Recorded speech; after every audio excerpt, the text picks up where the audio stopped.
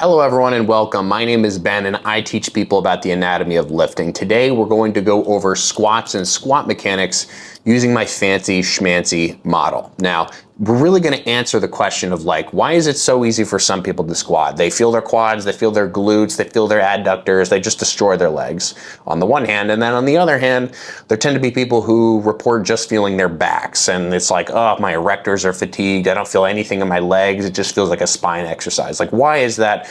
Today, we're essentially going to answer that question with some in-depth analysis on, some mechanic stuff. Oops. I'll first make it clear that there are a ton of different variables here, and we're just going to go over and sort of scratch the surface of each of them, right? There are segmental proportions, which are basically what are the relative lengths of the shin to the femur to the spine? There's an individual's mobility and their structural mobility versus their active mobility in any sort of specific force scenario. There's the total load on an exercise that someone is using and where they're placing that load, right? So how is a front squat sort of more different than a back squat? How does that whole thing happen? And how do those different loading placements influence the system differently? There's the toe angle and specifically the angle of the feet and whether or not you're directing your femur sort of more out to the side or more narrow in front of you. That will also play a role in how deep or how not deep you can squat. And then of course there's skill, right? So these are the sort of five-ish main buckets. And again, I'm just going to sort of scratch the surface of all five of them and hopefully integrate a little bit of a better understanding overall of squats and squat mechanics and how you can specifically alter your squat to accomplish your goal a little bit more precisely. So keep in mind in the context of this video, we're really just talking about free weight squats, right? Because the second that we start to use a machine or we start to hold on to things and lean in certain directions, all this is going to change, okay? And so that's maybe the first point to note here, which is that a squat is meant to be looked at in the context of a squat. You should not generalize someone's ability to squat to other activities. You should not make an arbitrary standard of someone should be able to squat like this or like this. And as many of these concepts will elucidate, that will just continue to seem more silly and more silly as we go through all these different variables. But that's the first point to remember is we're really here just talking about the context of a free weight squat. So what are the first things to start to consider? Well, the first thing I mentioned was segment length. And so what I really mean in terms of segment length are the three segments that are sort of individually pivoting here, right? So there's the shank segment, which is basically this segment down here. It's your shin and your shin bones. And then there's the femur segment, which is your thigh. And then there's basically everything else, which I will just call trunk and sort of hips, right? And so the interaction and the relationship between these three things is really going to determine a lot of the way that we naturally sort of fold, right? So many of you will naturally, if you just stand upright, right, and we're assuming, by the way, that this is sort of representing throughout the rest of this video, the center of mass of the person. The center of mass really just represents the balancing point, right? So you don't want the center of mass in a free weight squat to be too far toward the toes because then you fall forward, and vice versa for the heels, you'll fall backwards, right? So this is really just meant to sort of illustrate how we're sort of balancing, as we go upward and downward, right? Because if this thing falls too far forward or backward, then we're not going to be able to actually stay upright and push through the floor. So anyway, back to this segment length thing. In general, what you've probably heard is that people with longer femurs have a difficult time staying upright when they squat. And this may be at least partially true, but the more specific qualifier that we should use in this particular context is not just is the segment longer, but is the segment longer relative to the other two segments, okay? So in other words, if I say this person has long femurs and therefore they tend to hinge their squat, or this person has short femurs and therefore they tend to squat their squat, that's not necessarily the whole picture because it's not just about the absolute length of this segment. It sounds kind of pedantic, but it's really not. It's a really important distinction. It's about the relative length of this thing relative to this thing and this thing. So you could have someone who is only 5 feet tall, right? Which for the average man is a relatively short height, who may have very long femur segments relative to his trunk and relative to his shins. And so you may see that very short person, right, just hinging over like this, and you might be confused because you're like, well, I thought he had short femurs. And it's like, well, relative to maybe someone else, but relative to his own segments, he actually had longer femurs. Okay, so it's about the relative length of these segments. So relatively longer femurs, relatively longer thighs, will generally speaking mean that people tend to do this kind of a thing much more naturally, right? And relatively shorter femurs will allow that person to, generally speaking, sit more vertically upward and downward. And so to demonstrate this, what I want to do is I want to make this segment relatively longer and shorter. How do I do that? Well, one thing that I can do is I can just artificially extend the length of this segment, the shin, right? So what happens if I literally double the length of this thing, and I just, picked another bone here, I'm just going to stick it on and pretend it's that segment. What happens if I now hold this as one segment? And naturally what you'll see happen, again, if I account for this whole center of mass thing, is as I come down, look how much more sort of squatty this is naturally. And again, I'm not really allowing this to tip, this bottom segment to tip maybe more than like 10, 15 degrees. You see that it's a lot more upright relative to if I remove that. Look how much more hingy it has to be for this person to stay over their center of mass, right? And so this is a huge distinction. By the way, you can't actually lengthen your shins, but what you can do is you can stand on something like a heel elevation, right? Standing on a heel elevation, in essence, in effect, is doing something very similar that I just did right here, which is it's actually allowing you to lengthen the distance between the ground and the knee. And what that does is it effectively lengthens the shin so that you relatively shorten the femur. Okay, again, relatively is the key word here. And so you can do this with something like a heel elevation where you are effectively, yes, opening the front side of the ankle, potentially creating a little bit more room for joint mobility. But what you're also doing is you're also essentially allowing someone to extend the length of their shins. And as a consequence of that, you're allowing them to do a squat, which is a little bit more vertical looking as opposed to more sort of hingy. Relative lengths between these three segments, probably the most influential thing if I had to pick one, but there's no reason just to pick one because there are many others. Now, one of the others is mobility, right? And mobility is oftentimes, in my estimation, used as a sort of catch-all solution to pretty much any problem that anyone ever has. And I think that that's not such a good thing. I think we need to understand that mobility is structurally constrained, meaning that your mobility is ultimately determined by the relationship between your bones. And if your bones are crafted in a certain way from birth, there's nothing that you can do to change that, okay? And so certain people will be able to have super high amounts of dorsiflexion, meaning they can push this segment really, really far forward, this bottom segment, maybe upward of, 20, 30 degrees. Like some people do have that crazy amount of dorsiflexion in this scenario. And so the more that this shin segment can move forward, just to exaggerate it, right? If you imagine doing something like a sissy squat, what do people do? Well, they sort of lean back like this, right? And look how much their shin can sort of move at that angle like this relative to the floor. The reason they can do that is because they're allowing their heels to come up, right?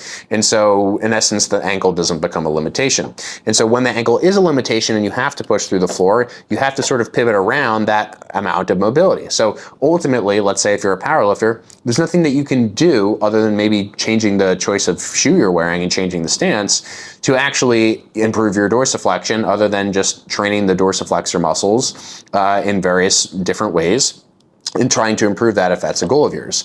But ultimately, the amount of motion between the ankle and the foot is really, or within the ankle itself rather, is really going to, at least in part, determine how far down you can go without running into a roadblock. So for example, someone can have those perfect squatting segments, meaning a relatively short femur to relatively longer shins and trunk, and if they don't have any available dorsiflexion to actually push their tibia forward like this, then they're not going to be able to squat down very far. They're just going to get caught and they're going to feel like they're going to fall backwards or forwards or whatever direction they're leaning. So mobility is certainly a huge factor. Knee mobility and hip mobility, in my experience, tend not to be the rate limiters. It tends to be the ankle mobility if it is going to be a mobility issue. But again, the mobility thing and the segment lengths and the relative different lengths between the segments are super interrelated. Like it's difficult to sometimes tell which one of those things it is actually stopping the motion, because it could simply be that you are literally constrained by the length of the femur relative to these other two segments to have to sit backward, right? And it may have nothing to do with your dorsiflexion. But conversely, it may not be a constraint that you're dealing with through the femur and its relative length to these other two segments. It may just be the fact that you're not able to actually push your ankle further forward, and that's also constraining you. Both of these things are at play 100% of the time. You cannot ignore one and just focus on the other. You need to consider both things. Now, the next thing to consider is total load and load placement. So if I'm standing upright like this and I'm doing a back squat, what do I have to do? Well, if it's on my back, I have to lean forward, right? Because if it's on my back and I don't lean forward, then the barbell is just going to fall off my back this way, right? Presumably, or my shoulders are going to be having a really uncomfortable time. So I hinge forward, and what does that automatically start to do? Well, that automatically will start to place more load on the hips and the spine as compared to, let's say, if I placed a bar in front of me. Well, if I place a bar in front of me, what do I have to do? Well, the bar being in front of me actually necessitates that I shift my weight backward. And so what it's allowing us to do by shifting our weight backward is, generally speaking, it allows us to start with our weight a little bit more over our heels. And when we start with our weight more over our heels and we can sit sort of farther backward, we actually change the ability of these segments to interact such that we can actually squat a little bit more deeply. And many of you will just notice this automatically with any kind of front load, whether it's a barbell front rack or whether it's a goblet squat or a cable in front of you, whatever it happens to be, right? If you hold the load in front of you, you'll notice it's easier to sit back.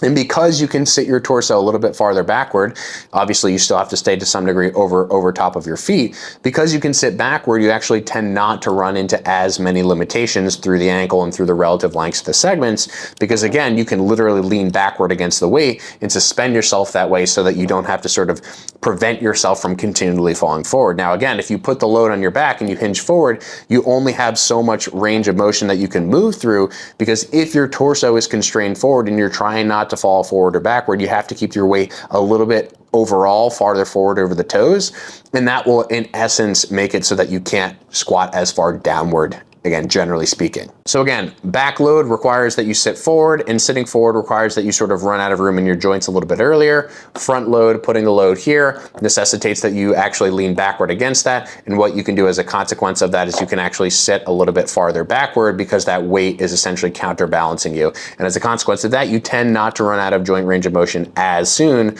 Again, not that you've necessarily changed your range of motion magically or changed the structure of your joints. It's just that you've changed the loading scenario. And guess what? The stronger that you get relative to the amount of load on this bar, meaning there's a big difference between a 200-pound guy squatting 200 pounds and a 200-pound guy squatting 600 pounds, right? One is literally 3 times the body weight. And so the heavier that the load gets, the more influential the load is on the system. So someone is front squatting 600 pounds somehow, right? They can basically just sit really far back behind their the load. Most of the load is just trying to pull them forward. Whereas if you're a really, really heavy back squatter, you're really gonna have to lean over and stay over that midfoot, again, because that weight is so magnified relative to your strength. So the load magnitude matters a lot, but also the load placement matters a lot. And changing the load placement and changing the load magnitude will substantially alter your mobility or your appearance of mobility as well. Stance and toe angle is next. And what I'll generally say, and what many of you have likely experienced, is that the narrower your feet are in front of you, right, constrained sort of just in front of your body,